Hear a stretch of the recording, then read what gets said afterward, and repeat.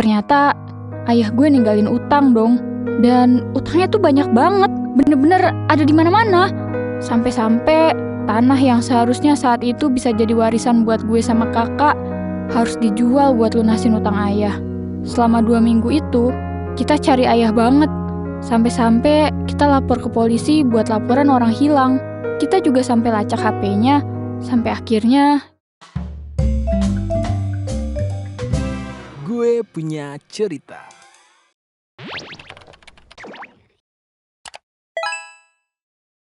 Peringatan, animasi ini dibuat dengan tujuan sharing pengalaman pribadi sang pengirim cerita.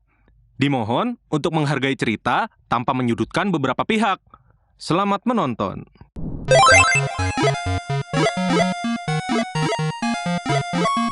halo, kenalin, nama gue Nora. Gue cewek dan anak kedua dari 2 bersaudara, alias bungsu. Umur gue sekarang 18 tahun, dan kakak gue cowok yang lebih tua 6 tahun di atas gue. Kita tinggal di sebuah kota, sebut aja nama kotanya itu Kota B. Jadi, hari ini gue mau cerita tentang pengalaman hidup yang bikin capek dan kesel banget kalau diingat-ingat lagi. Yuk, kita mulai ceritanya. Kita mulai dari masa gue kecil dulu ya. Dari kecil, kehidupan keluarga gue ini lumayan berkecukupan. Tapi jujur, keluarga gue juga bukan tipe keluarga orang kaya. Tapi entah gimana, ketika gue atau kakak gue ada permintaan apapun, pasti selalu dibeliin. Hampir setiap minggu juga, gue jalan-jalan, main ke playground, atau kemanapun deh yang gue mau. Bahkan, ulang tahun gue sejak kecil selalu dirayain setiap tahunnya. Kakak gue mau motor, HP bagus, sampai komputer dengan spek bagus pun juga dibeliin.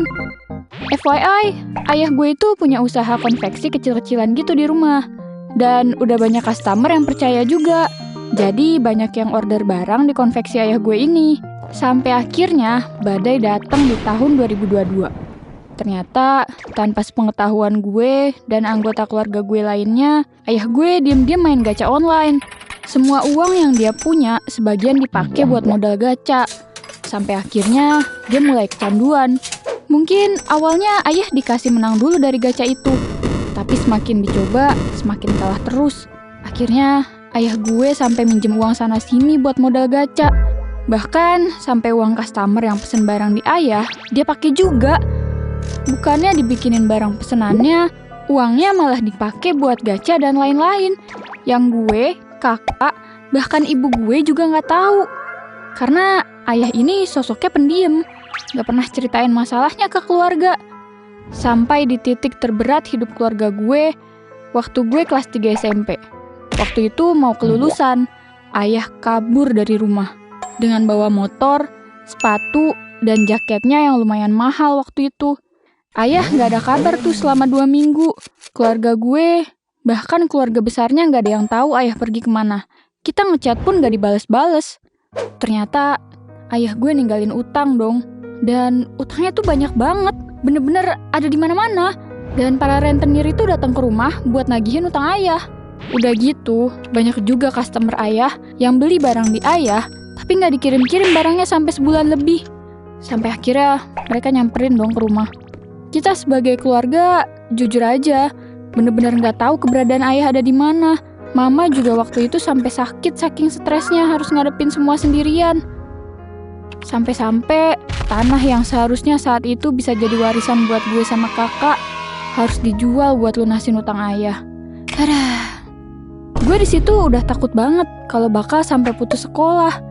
Karena emang udah sekacau itu guys kondisi keuangan keluarga gue. Kakak gue juga jadi nggak bisa bayar uang kuliahnya. Kita semua bener-bener bingung banget harus gimana lagi. Mana ayah nggak kedengeran kabarnya sama sekali lagi. Tapi bagusnya ada keluarga mama yang support kasih uang. Beberapa tetangga juga kadang jengukin mama, nemenin mama, ngajak ngobrol, dan dengerin keluh kesahnya. Biar nggak pusing-pusing banget. Karena pada saat itu, gue masih terlalu kecil. Dan kakak juga masih berusaha buat jadi orang dewasa. Selama 2 minggu itu, kita cari ayah banget. Sampai-sampai kita lapor ke polisi buat laporan orang hilang. Kita juga sampai lacak HP-nya. Sampai akhirnya kita berhasil tuh nemuin titik keberadaan ayah ada di mana. Ini bener-bener kayak drama banget deh momennya. Gue nggak tahu jurus apa yang dilakuin kakak dan mama gue pada saat itu sampai akhirnya bisa nemuin ayah.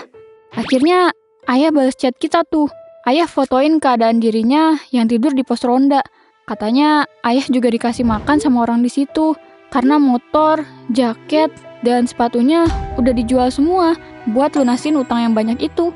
Yang tersisa di dia bener-bener tinggal baju dan HP-nya waktu itu. Gue sedih sebenarnya lihat keadaan ayah kayak gitu. Tapi di sisi lain gue kesel juga. Kayak bejir lah, lu begitu juga karena kelakuan lu sendiri, kocak. Serba salah emang kalau urusannya udah sama orang tua. Mau marah juga percuma, karena semuanya udah kejadian kan. Beberapa kali kita coba buat bujuk ayah biar mau pulang. Sampai akhirnya ayah mau pulang. Gue ngerasa dia sebenarnya malu juga sama keluarganya. Karena perilaku dia yang kocak itu, keluarganya jadi kesusahan. Tapi lama-lama, akhirnya ayah mau pulang. Dan dia juga jual HP-nya waktu itu. Ayah minta maaf sama keluarga. Karena ngerasa belum jadi ayah yang baik, suami yang baik. Ayah juga mau perbaiki lagi semuanya. Beliau nyesel banget sama perilakunya. Setelah kejadian itu, pelan-pelan ayah berubah jadi lebih baik, jadi lebih sayang sama keluarga, dan mulai cari duit lagi, gimana pun caranya, buat ngehidupin keluarga. Kita semua seneng banget, karena ayah akhirnya kembali jadi orang yang bisa kita andelin lagi setelah badai itu. Sampai akhirnya kejadian itu balik lagi guys. Di tahun 2023 sampai 2024, ayah ngelakuin hal yang sama. Dan dia kabur lagi dari rumah. Kita juga udah capek banget ngadepin sikap ayah yang ini. Bayang-bayang teror rentenir balik lagi. Sampai setiap kali ada yang ngetuk pintu, kita nggak berani keluar. Karena setakut itu. Sampai di akhir tahun 2024, mama lebih pilih buat pisah sama ayah. Semua aset rumah, tanah, dan motor kakak gue dijual sedikit-sedikit buat lunasin utang ayah. Bahkan kakak gue juga jadi nggak bisa ngelanjutin kuliahnya karena nggak ada biaya. Sebelum kita pisah, ayah minta maaf sama gue karena belum bisa ngasih yang terbaik. Ayah gue titip pesan, pengen anaknya sukses, jadi anak yang baik. Setelah itu, ayah pergi, kerja dengan jarak yang cukup jauh dari keluarga. Mama, kakak, dan gue akhirnya tinggal di rumah kontrakan. Karena udah gak punya rumah yang bisa kita tempatin lagi. Kejadian itu juga bikin gue jadi benci banget sama ayah.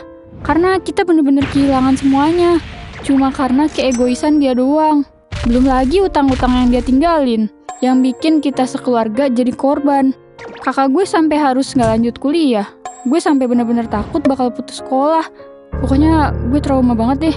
Tapi gue gak pernah nunjukin ini semua ke teman-teman gue. Bahkan keluarga gue juga gak ada yang tahu kalau gue tumbuh jadi anak yang menyembunyikan banyak luka. Sampai sekarang, gue masih sering nangis sendiri. Gak ada siapapun yang tahu ini. Bukan karena gue gak ada temen. Gue punya banyak banget teman-teman di sekolah yang baik banget sama gue. Tapi gue gak mau jadi beban buat mereka. Sekarang, gue perlahan udah mulai maafin kesalahan ayah. Meskipun gak bisa dilupain. Ayah sekarang juga tetap masih ngasih nafkah yang gak seberapa. Mama juga jadi harus kerja, jadi asisten rumah tangga. Dan alhamdulillahnya, kakak gue udah dapat kerjaan yang cukup untuk makan, bayar kontrakan, dan kehidupan kita sehari-hari. Tahun ini gue baru lulus SMK. Gue pengen banget bantu perekonomian keluarga gue setelah lulus nanti. Tapi di sisi lain, gue juga punya keinginan besar untuk kuliah dengan uang gue sendiri tanpa mengandalkan siapapun. Gue harap cerita ini bisa jadi pelajaran yang berharga buat semua yang nonton ya. Amin. Pesan gue, gak usah lah itu terjerumus buat main gacha-gacha online gak jelas. Karena dampaknya kerasa banget buat keluarga.